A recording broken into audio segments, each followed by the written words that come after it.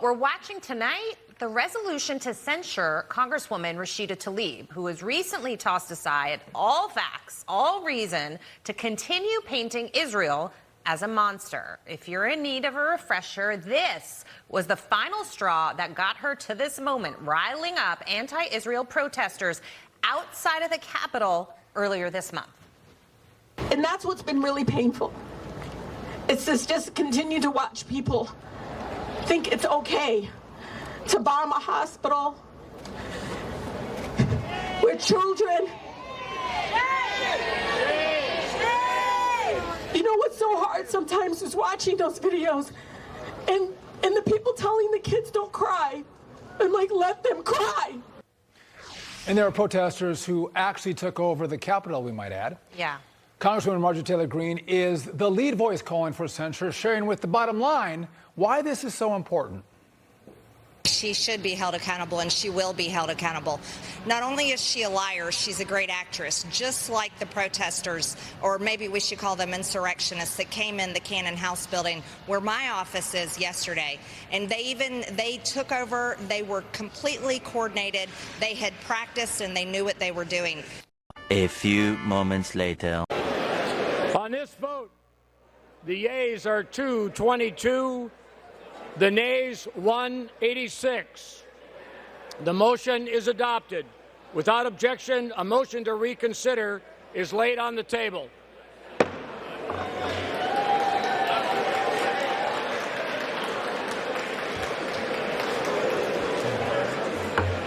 All right, guys, so we got to talk about one of my least favorite subjects, but probably one of the most necessary topics for me to talk about on my channel, which is just how effing weak the Republican Party is, right? I mean, this party is laughable at this point, okay? And it would be a lot funnier if the country wasn't on the line, okay? But it seems like these people have no clue exactly what they're against when it comes to the Democrats, because every single time they get a chance to give Democrats a taste of their own medicine, to make Democrats pay for the precedents that they've set in the past in regards to punishing Republicans for silly things like their free speech, their First Amendment rights, which are supposed to be protected by the Constitution, they fail, right? They fail because they want to play go along to get along, gang. And that is what happened here with this effort to censure Rashida Tlaib for the Capitol insurrection that she led just a couple of weeks ago in the wake of the Israeli-Palestinian conflict that is still currently going on. Okay, now Rashida Tlaib gave a speech near the Capitol in which, you know, Rashida Tlaib arguably did the exact same thing that Democrats accused Trump of doing, even though Trump didn't actually do that, because he said march over to the Capitol peacefully, right? Be peaceful. He called for peace in that speech. They leave that out. But again, Democrats argue that Trump incited an insurrection. He incited the crowd to go to the Capitol and to commit acts of violence, even though clearly that's not the case. Now, in Rashida Tlaib's situation, she incited a crowd to go to the Capitol and to take over the Capitol, and that's exactly what they did. So Marjorie Taylor Greene is simply introducing a resolution to censure her, a formal denouncement for her actions, which I think honestly is the bare minimum. I think that's actually being soft. I think she should be expelled for what she did if we're going to hold Rashida Tlaib to the same standards that we hold Trump. But again, Democrats are never held to the high standards that Republicans are held to because Republicans are weak, right? So again, of course, the mainstream liberal media had a meltdown over Marjorie Taylor Greene's resolution to censure Rashida Tlaib and for comparing what she did to what happened on January 6th. Take a look. That's right. It's Marjorie Taylor Greene. And it gets worse because when you read Greene's resolution, you realize it is written by someone who seems to have learned about the Arab-Israeli conflict maybe 10 minutes before, who maybe didn't even have access to Wikipedia. And B, while there are plenty of valid criticisms of Congresswoman Tlaib, this resolution twists a bunch of things that she said beyond recognition. And C, The resolution seems much more focused on January 6th than it does on October 7th. Throughout its pages, Marjorie Taylor Greene describes this act of civil disobedience from a bunch of left-wing Jewish groups that are critical of Israel's government, this act as an insurrection. This is not an insurrection. It might be a bunch of folks with whom you disagree. It might be a bunch of people you think are misguided, acting in a way you don't like. But this is not an insurrection. Anti-Semitism is not a cudgel to be used against people for political points. Nor is Islamophobia or racism or anti-gay behavior or misogyny or any other kind of bigotry. You know what I find to be so fascinating about that little segment from Jake Tapper there? Right.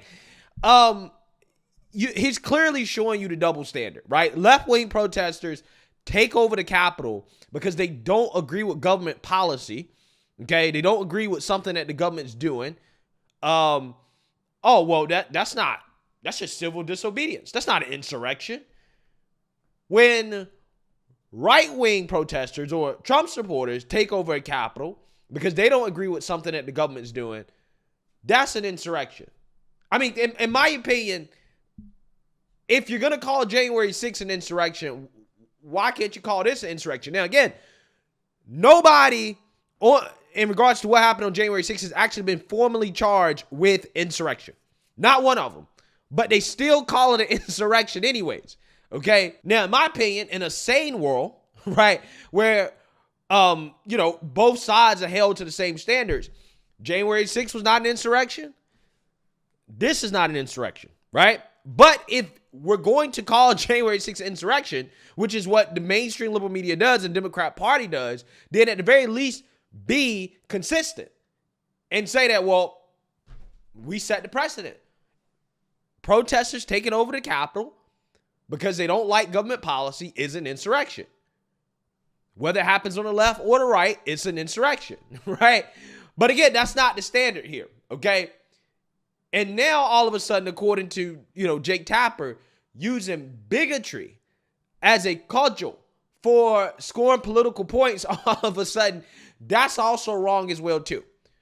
When the left has been using racism and anti-Semitism and homophobia, transphobia as a way to score political points for the last 30 years, right? That's been like the main thing that the Democrats have been doing. Again, when the right does that, all of a sudden it's a problem. It's an issue. Jake Tapper is upset, right? It's amazing. Anytime Republicans give Democrats a taste of their own medicine or hold Democrats to the standards that they set, it's always a effing problem. Every single time. They want to boo-hoo, whine, and cry about it. But they set the standard. And I also find it to be fascinating how Democrats and leftists are now accusing each other of being Islamophobic and anti-Semitic. Again, it's so fascinating to see how the left, they're eating themselves over this issue. Now, all of a sudden, these labels that they just so easily smeared Republicans with, right? These labels of anti-Semitism and Islamophobia, they're using it against each other, right? They're going back against you. Oh, you're Islamophobic. You're anti-Semitic. Again, it just shows you how silly all this stuff was in the first place, right? It was silly when they was doing it to Republicans. I think it's silly that they're doing it to each other, right? Accusing, each other of bigotry because of, whatever side they support. It's all silly in my opinion. But again, you're seeing the left kind of eat themselves on this issue. And it's pretty fascinating stuff to watch as a third-party observer. The left getting a taste of their own medicine in regards to, again, the bigot label being thrown everywhere, right? But anyways, that brings me to the weak Republicans, right? The weak Republicans who voted with Democrats to table Marjorie Taylor Greene's resolution to censure Rashida Tlaib. Now, keep in mind what Jake Tapper said in regards to the resolution having a lot to do with what happened on January 6th. And that was done on purpose. Well, the reason why is because Marjorie Taylor Greene is basically showing Democrats, this is the precedent that you set. We're going to hold you to the same standard that you hold Republicans to. That was the point of basically comparing it to January 6th, because she's citing the precedent for this type of punishment for what Rashida Tlaib did, right? That's the whole point. But again, you have Republicans that decided to vote with Democrats to table the resolution for that very reason, okay? Now, Marjorie Taylor Greene has outlined all the Republicans that decided to basically table it. And as you can see here, you have some people like Ken Buck who voted to table it. And I'm going to talk a little bit more about him later. And then you also have Chip Roy, who used to be a guy that, a lot of people, liked in the debates. But again, he seems to be a whole different guy nowadays, right? As he has made a statement on why he voted to table Marjorie Taylor Greene's resolution.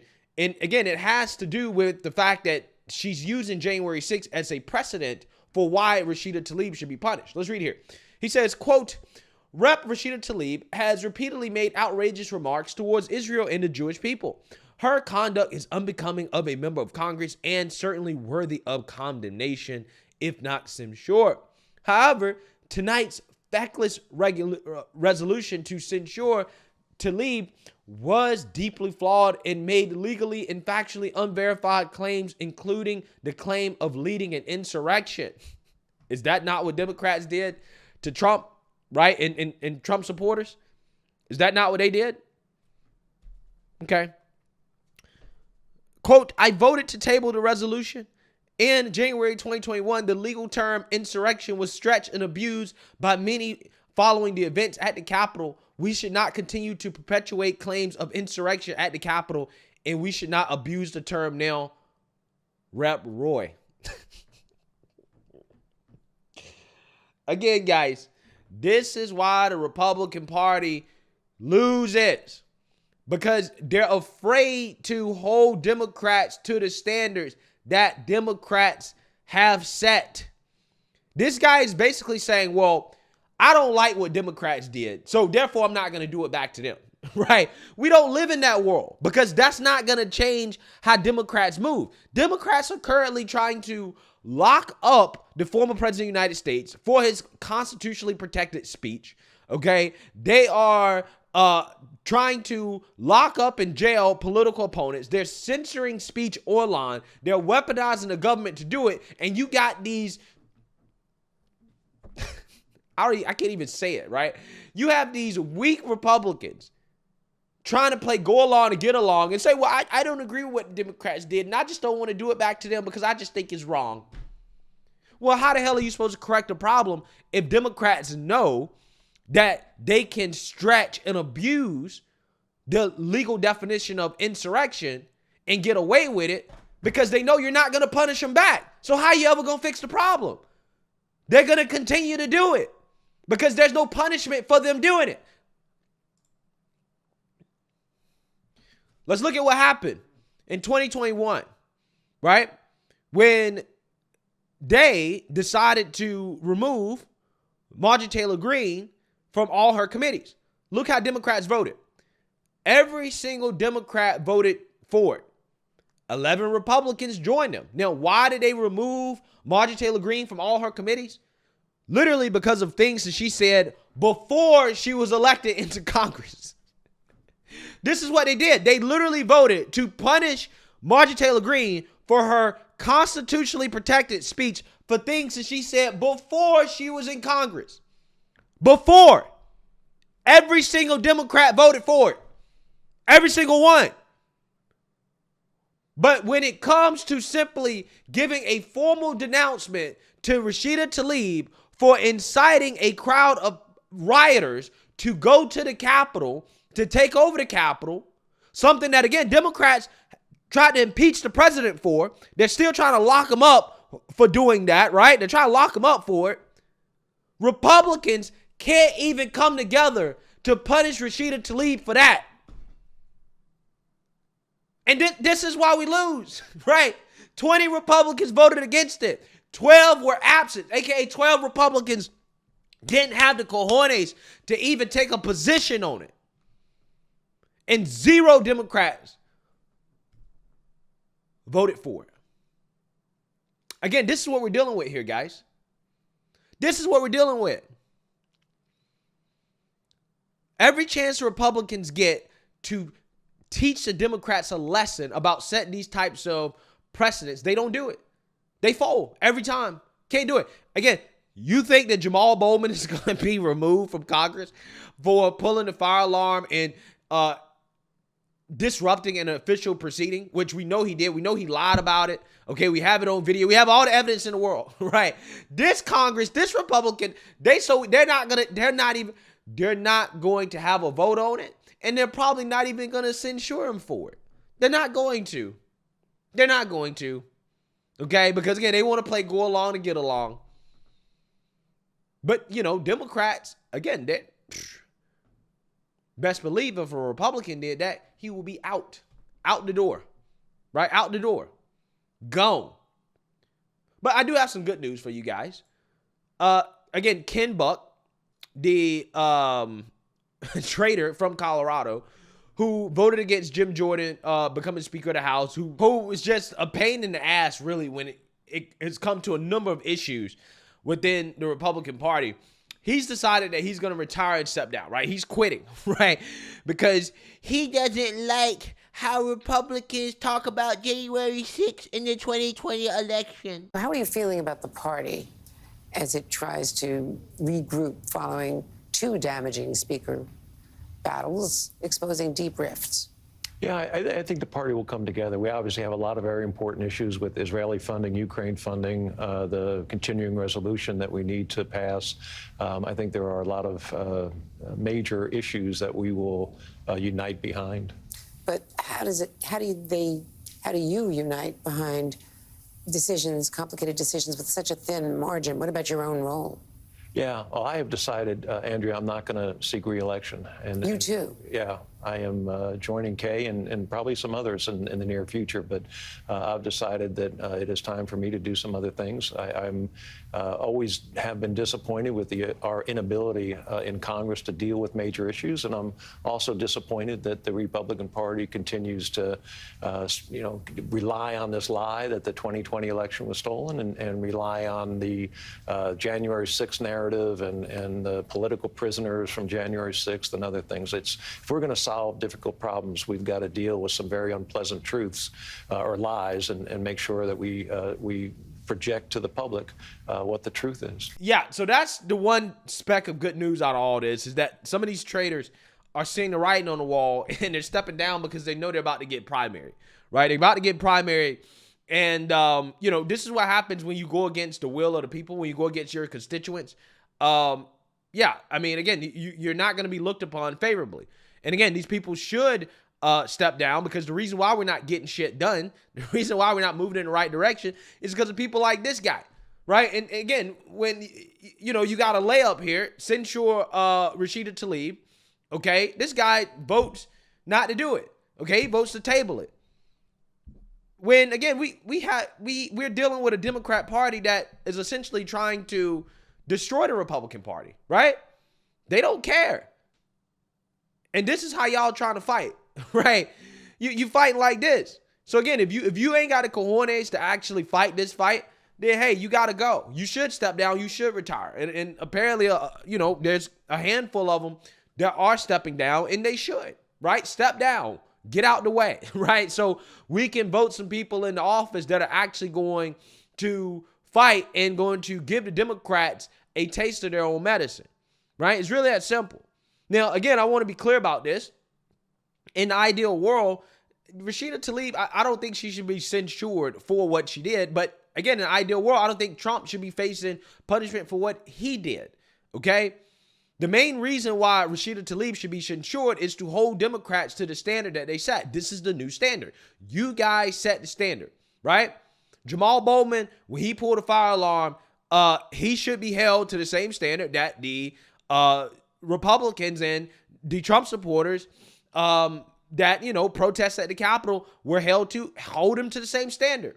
That's what it's about. It's about holding Democrats to the same standard in the precedents that they set.